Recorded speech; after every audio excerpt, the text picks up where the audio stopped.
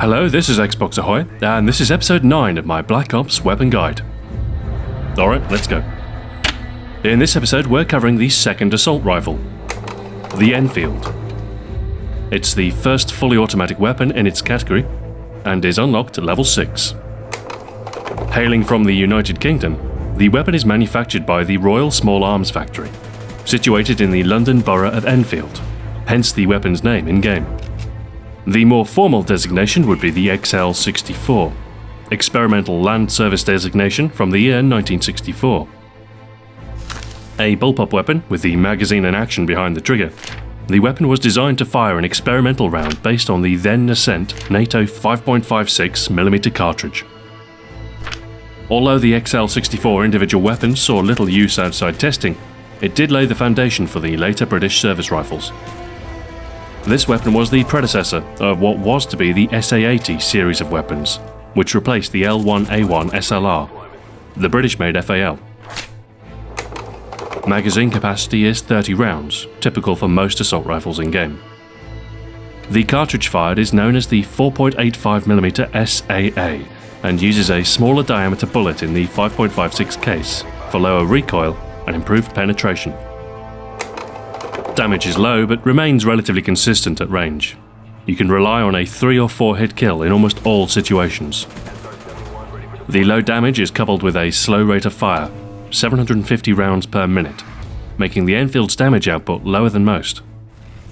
This does make the Enfield more controllable when fired full auto though, as a slower rate of fire gives the weapon more time to settle.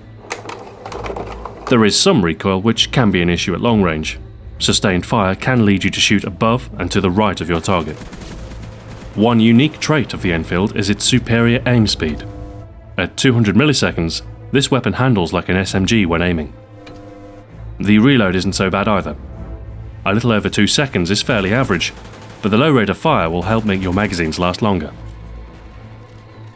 The iron sights of the Enfield are usable enough, similar to most other weapons with a slightly squarer profile. If you prefer the close range optics, both the red dot sight and reflex are available, but are unremarkable in their effect. Given that the recoil can be a little inconsistent at times, having a clearer sight picture can be beneficial, but seldom makes a difference once you're used to the iron sights. The ACOG Scope is a little more interesting. The Enfield has its own unique reticle, based on the SUSAT scope, sight unit, small arms, trilux. It has a distinctive obelisk-shaped post, but otherwise handles in the same way as the standard ACOG. You trade better visibility on target for a slower aim time and slightly increased recoil. It's not as versatile as the close-range optics, but it's an interesting and viable alternative nonetheless. But bear in mind you will be less effective at close range. The other long-range optic, the infrared scope, is similar, but with higher magnification and the highlighting of most enemies bright white. The recoil becomes quite unmanageable though. Landing multiple shots on target at a distance is far easier without the scope attached, rendering it all but worthless. The non-optical attachments are a little more useful. The Suppressor turns the Enfield into a deadly stealth weapon at close range, and is very useful in team games. The relatively flat damage profile of the Enfield means the range loss isn't such a sacrifice, and the Suppressor will buy you valuable time when facing multiple opponents. Strike from the rear or flank, and you can eliminate entire groups. Dual mags grant you a faster first reload, as well as additional ammunition. This is very useful as it all but eliminates the need for scavenger or longer streaks, and the faster reload is useful too. I would probably favour extended mags though, sometimes eliminating the need for a reload altogether between engagements, and lessening the need for sleight of hand. 45 rounds coupled with the slower rate of fire gives you a good amount of sustained defensive ability, increasing your chances against multiple enemies or in serial firefights.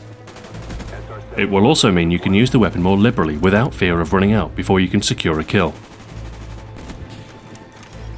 Given that the Enfield is already fairly effective up close, the underslung Masterkey shotgun isn't particularly useful. In most cases you'd be better off firing from the hip. The shotgun can be effective, but given that you first have to switch to it, I wouldn't recommend it. Same applies to the Flamethrower. It's short-ranged, makes you an obvious target, and some are immune to its effects. The bullets at your disposal are generally much more effective. The grenade launcher, on the other hand, occasionally comes in useful, and is a useful complement to aggressive objective play. Use it to clear points or bomb sites in objective games, or to thin out larger clusters of enemies, and it will serve you very well. Overall, I'd recommend extended mags for the Enfield. The increase in sustained firepower will aid against multiple opponents, and will otherwise make it less likely you'll run dry during a firefight. A strong second choice would be the Suppressor, as the range lost isn't as severe as some other weapons, and the cover of stealth makes up for the slower rate of fire. If you wanted to use Warlord, extended mags with the Suppressor would be a very worthwhile loadout. Grenades come down to your preference, but my standard aggressive loadout comprises the Semtex, concussion grenades and C4. A pistol will serve you well, as always, but the Enfield is handy up close, so you could pack an alternative, such as the ballistic knife or a launcher if you're so inclined. Aggressive use of the assault rifles means getting close to the enemy, and this may mean that you'll be vulnerable to your enemy's explosives. Flak Jacket helps prolong your life when facing grenades, RCXDs and claymores. Clearing a building becomes much safer when a single claymore can't kill you outright. Defensive players lulled into a false sense of security by their defences will be easy prey. Facing enemies at close range is dangerous though, and the quicker you can get on target, the more likely it is you'll come out on top. Our second perk choice, Steady Aim, is a very strong choice for a close range class, improving both your hipfire ability and recovery from sprinting with the Pro version. Given that the Enfield has the same aim time as an SMG, Sleight of Hand Pro is less necessary. So we can have the best of both worlds, fast aim with good hipfire. Clearing rooms is easy, given that you'll be immune to claymores and swift to deal death up close. The only remaining issue is ensuring that we can get close to the enemy. Our third perk, Marathon, grants infinite sprint distance with the Pro variant, and as such is great for classes reliant on getting up close and personal. Marathon will keep you in the fight at all times, and will allow you to better maneuver around your enemy to strike from where they least expect.